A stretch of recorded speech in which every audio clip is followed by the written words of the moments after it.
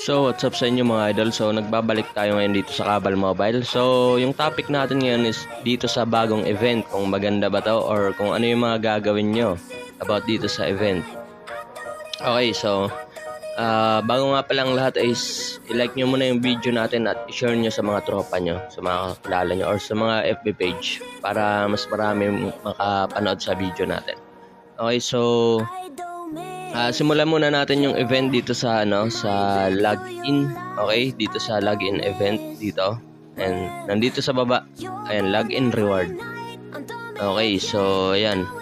Dito naman guys, yung importanteng makukuha natin dito. Syempre, maliban dito sa happy birthday ring kasi importante naman talaga to. So, goods to kasi 3 days. Okay, so 3 araw siya yung expiration date.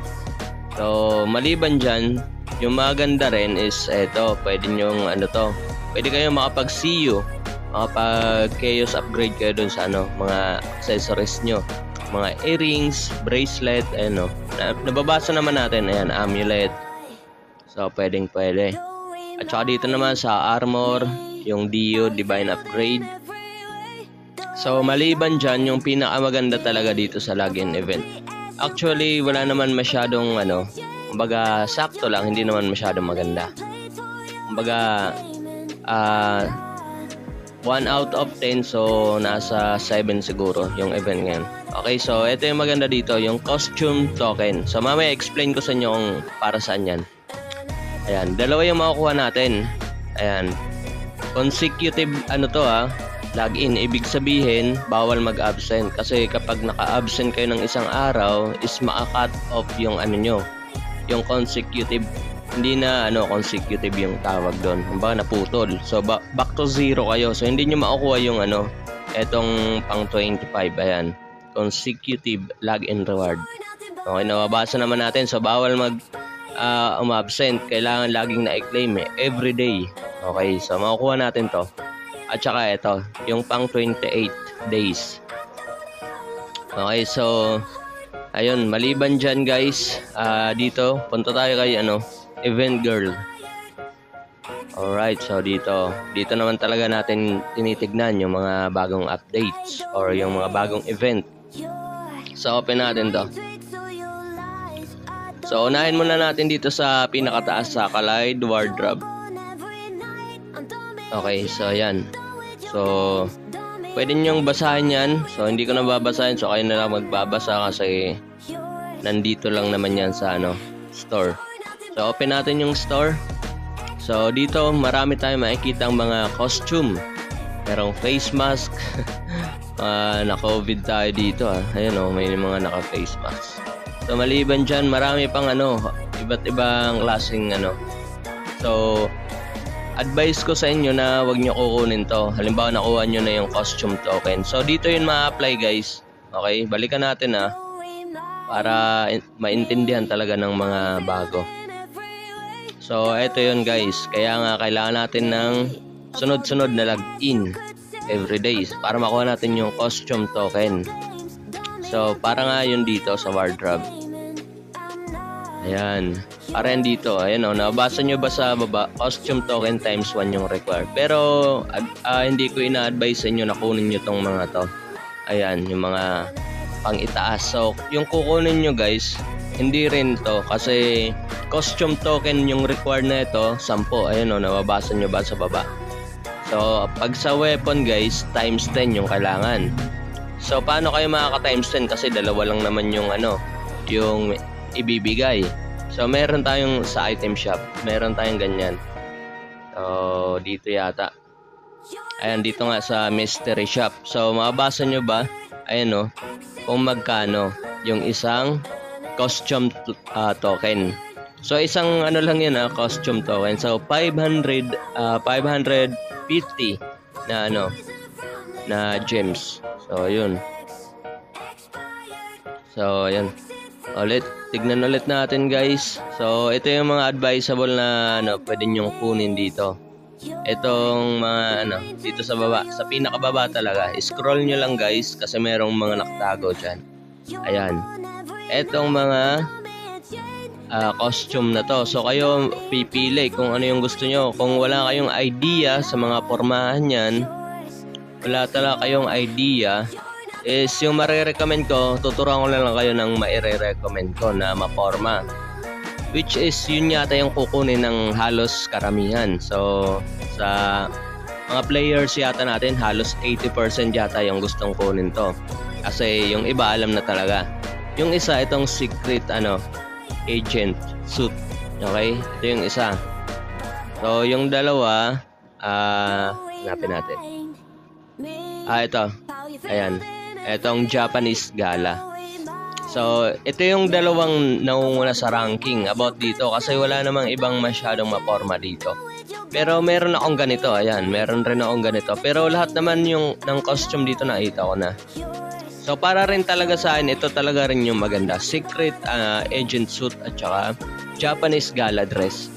So, nasa inyo na lang kung ano yung gusto nyo dito kasi kumbaga lahat naman yan, may forma pa rin yan eh. Depende sa ano nyo, sa trip nyo. Kasi yung sa akin, makikita nyo, meron akong costume dito. Ayan, ito yun guys, papakita ko sa inyo. Ayan, ito yun. So, tignan natin kung nandito yan. At saka ito pala, yung isa. Pakita natin yung dalawa. Ayan.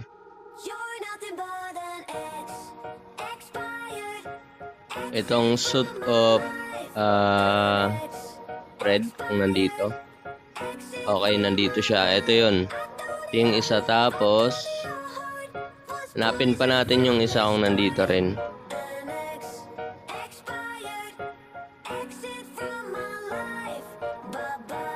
So wala yata. Wala dito.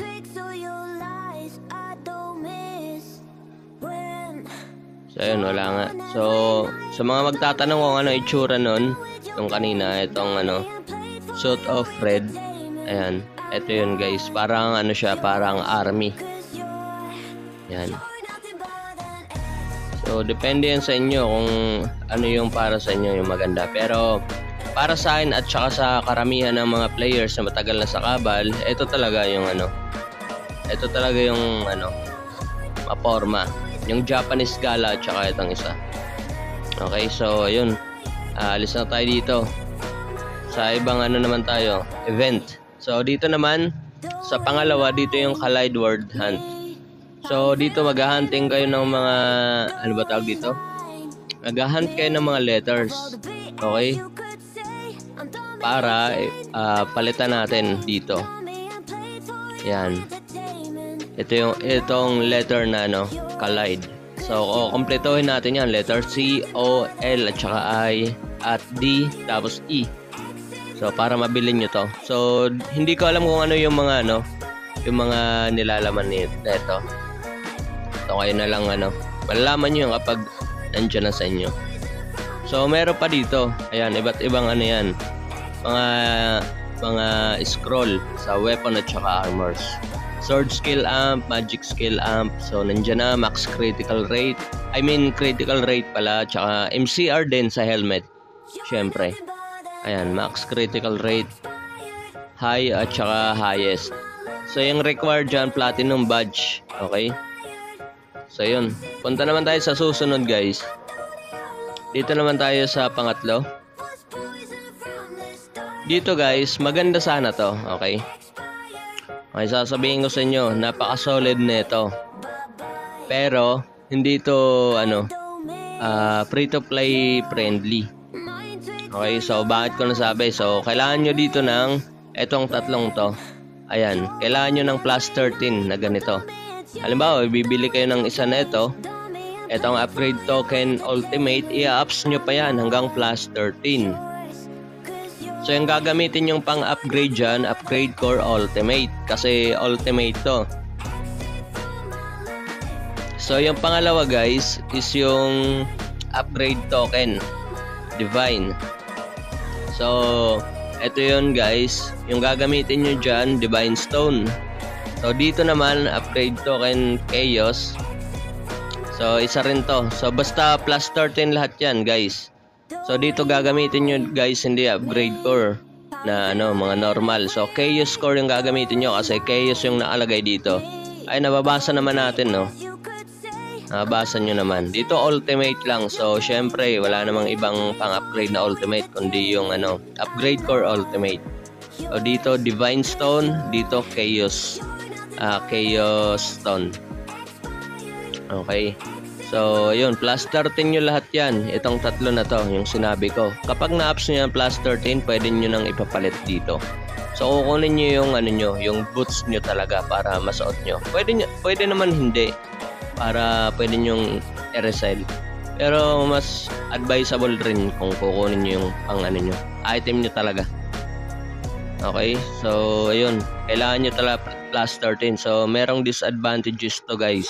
So hindi to basta-basta na ina-upgrade. So nababasag to, halimbawa ina-upgrade nyo to ng plus 6 at saka nag-fail. So automatic basag yung item. Ibig sabihin, mababasag or mabubura talaga sa inventory nyo yung item na to. So, bibili na naman ulit kayo ng ganito kapag nabasag. So, kaya nga sinasabi ko na hindi to free-to-play friendly itong na to, event. Okay, so ayan. Ito yung kailangan nyo lang. So, punta naman tayo sa dito na tayo sa last. Tayo sa pinakababa. Ayan. Ito naman sa Palladium naman to. Kasi yung una, Arcadium. So dito Palladium siya. So parehas lang naman yung proseso guys. Pero basahin nyo yung mga requirements. Plus 15. Okay, plus 15 na. Di ba kanina plus 13. Kapag nandito na kayo sa Palladium, yung mga boots dito is plus 15 na yung kailangan. So yun lang. Ito lang yung event. At saka dito sa login, huwag nyo kakalimutan yung login. So itong dalawang na to sa event girl at saka login event, ito yung event. So kahapon kasi merong event inventory. So kailangan nyo ma-claim yun, kaso hindi ako nakagawa ng video agad. So para do sa mga hindi na-claim sa event inventory, yung freebies ni Play Park, yun lang. So kawawa. Pero kahit pa paano, nakakatulong pa rin yun sa mga free-to-play yung binigay. Kasi possible na makakuha kayo ng perfect core high. Okay? So ako nga nakakuha ng perfect core high sa iba't ibang accounts ko. So yun lang. So share nyo yung video natin sa mga FB page, FB group. So yun, dito lang muna tayo guys. So huwag nyo kalimutan i-like yung video. Alright.